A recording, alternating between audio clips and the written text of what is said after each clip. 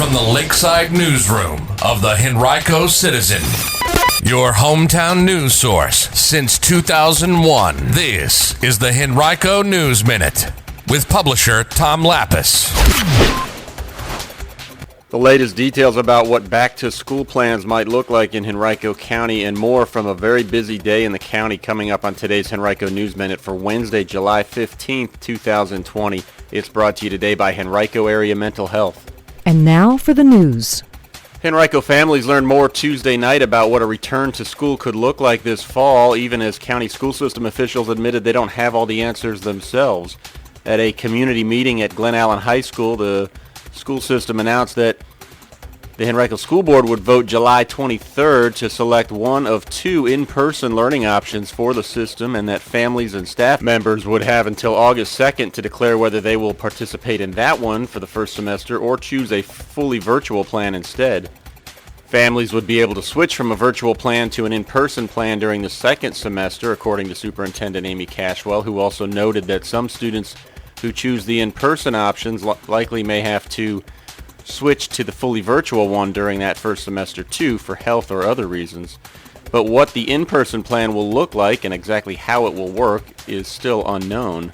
The school board is considering a hybrid learning plan in which one group of students would learn in school Tuesdays and Thursdays while another learns virtually before the group switched on Wednesdays and Fridays. Mondays would be designated as a half-day of virtual learning for all students and a half-day teacher workday. Last night, Cashwell announced that the school board also will consider a new 5-day-a-week in-person option, which would become possible as a result of a requirement now that all staff members and students wear masks all day unless they have documented health conditions that prevent it. Masks would allow for social distancing requirements to shrink in most cases from 6 feet to 3 feet, she said.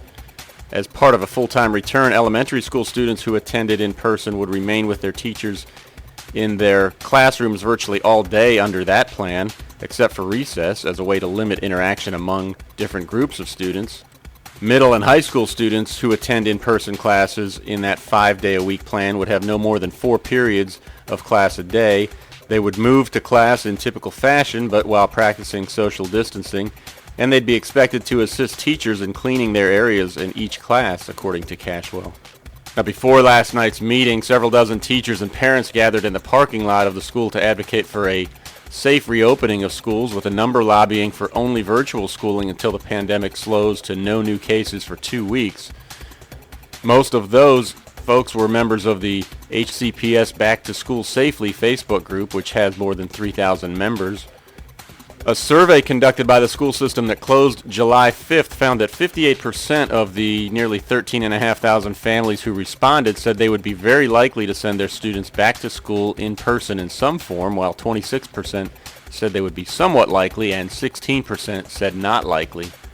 Asked which learning pathway they were most likely to select, 30.5% said the alternating days hybrid plan, 30.2% chose an alternating weeks plan, and 16% selected the fully virtual plan. Now, last night, school system officials said that integrated services students who tend to require in-person instruction more than other students may be able to attend school in person for 4.5 days a week, assuming the state remains in phase 3 of reopening. The school system also has contracted with a local hotel to provide free lodging for staff members who need to quarantine after possible exposure to COVID-19 but who don't want to do so at home. All testing for staff members also will be free as needed. And for students who choose the fully virtual plan, officials hope to pair them with a class of other students from their school and a teacher from their home school, but that may not happen in every case, depending upon how many teachers and students from a given school opt for the plan, Cashwell said. There's a lot to unpack from last night's meeting. You can read my complete coverage of it on henricocitizen.com right now by clicking under Education. Also last night, a moderated panel of alumni and former administrators discussed Douglas Freeman High School's Rebels nickname and potential changes during an online forum. Freeman principal John Marshall said that he hopes to announce a decision about whether to keep or change the name by early to mid-August. Today, he will announce on Freeman Mascot Info the members of an advisory committee that will provide input about the topic. During last night's forum, 2018 Freeman graduate Kennedy Mackey said the meaning of the word rebels is simple. Quote, "The word rebel for me represents a time and a place and a people who would have in no way been comfortable or an advocate for who I am today and what my reality is today," end quote, she said.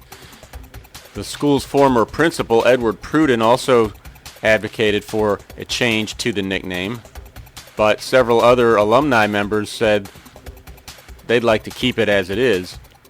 1981 Freeman graduate Fred Facca said, quote, "I can't imagine a world without rebels in a sense because we are free to speak up against oppression, a status quo that may be unlawful, and those things. Rebel to me has evolved almost completely," end quote. You can read our full coverage of last night's meeting on henricocitizen.com by clicking under Education. Well, as the Citizen was first to report yesterday, the Kanawha Redskins Youth Football and Cheerleading Association in Henrico's West End will follow the lead of the Washington NFL team of the same name and change its nickname. That's according to an organization official. The organization's board members met last week and unanimously voted in support of the change. Kanawha President Scott Gaskell said that the decision was made for various reasons and added that while there wasn't the same roar that the NFL team experienced, Kanawha officials did have some inquiries about their name. The organization now is exploring costs for new uniforms, signage, and other needs, according to Gaskell, and the board is in the process of figuring out how and when it can make those changes. As for a new name, that's still in the works. Gaskell said the organization will wait to see what the NFL franchise does and then decide if it wants to follow that path or come up with a new name. The Kanawha organization was created in 1987 by Red Roberts, and it has served thousands of athlete cheerleaders. It competes in the Metro Youth Football League. As we all strive to do our part during this extraordinary time, Henrico Area Mental Health serves as your local and public mental health agency, continuing to do its part. We all experience mental health challenges, especially during extreme challenging times. It doesn't matter your age, gender, race, or ethnicity. Each person is affected differently. If you're a resident of Charles City, New Kent, or Henrico counties, and you, a family member or friend or someone you know, may need someone to talk to about the mental health challenges being experienced, do your part and call us at 804-727-8515. That's 804-727-8515. We're here to help.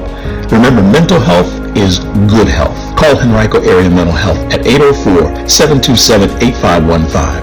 That number again is 804-727-8515. This message comes to you from Henrico County CSB Prevention Services. Henrico County has distributed more than 50,000 care packages that include masks to county residents, according to Henrico Deputy County Manager for Community Affairs Monica Callahan. That's what she told the Board of Supervisors during its work session last night. The county is still dispensing the free COVID-19 packages at all 9 libraries and has an inventory of about 30,000 of them.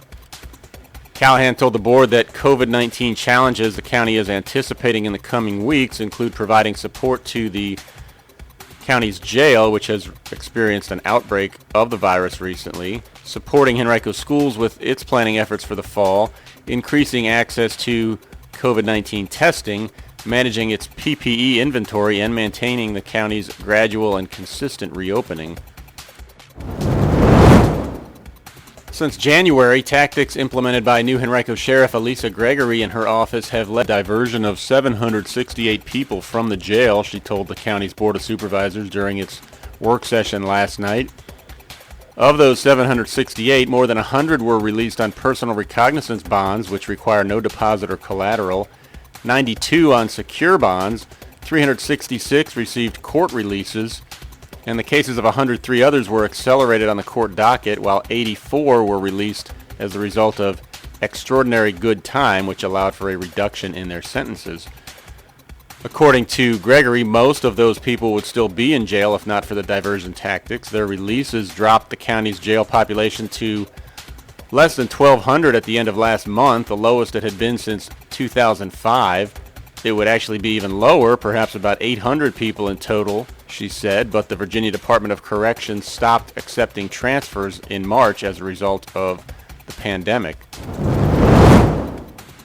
Also at last night's work session, Todd Ure of the Henrico Department of Public Works presented the board with the department's finalized plan to submit to the Virginia Department of Transportation for funding from its Smart Scale program, which allocates money for transportation projects like highway and pedestrian improvements. The county has a total of 10 projects totaling an estimated $150 million on its list. They include an extension of Magellan Parkway from Brook Road to the existing parkway, West Broad Street improvements from I-64 to Pump Road, Longdale Trail and intersection improvements from East Parham Road to Woodman Road, 9 Mile Road multimodal mobility and safety improvements from Laburnum Avenue to Orams Lane, 9 Mile Road roadway reconfiguration and pedestrian safety improvements from Newbridge Road to Lee Avenue, a Brook Road and Hilliard Road reconfigurations, an interchange modification at Parham Road and I-64, Woodman Road improvements from south of Mountain Road to south of Terry Drive, Springfield Road improvements from Staples Mill Road to Francistown Road, and Staples Mill Road improvements from Townhouse Road to Waller Road. On average, according to Ure, localities receive only about 10% of the funding they request through the program, although historically Henrico has received an average of 16%, he said. A new Facebook group called Parallel Learning and Nanny Cooperative is seeking to connect families in the Henrico and Richmond area who want to share teachers, tutors, or nannies with other families during the upcoming school year. Group administrator Zach Felder created the group just last week, and it already has more than 750 members. The purpose of the group is to provide a platform, he said, for families who want to explore alternative solutions to providing education and social interaction in a reduced-risk environment for their children.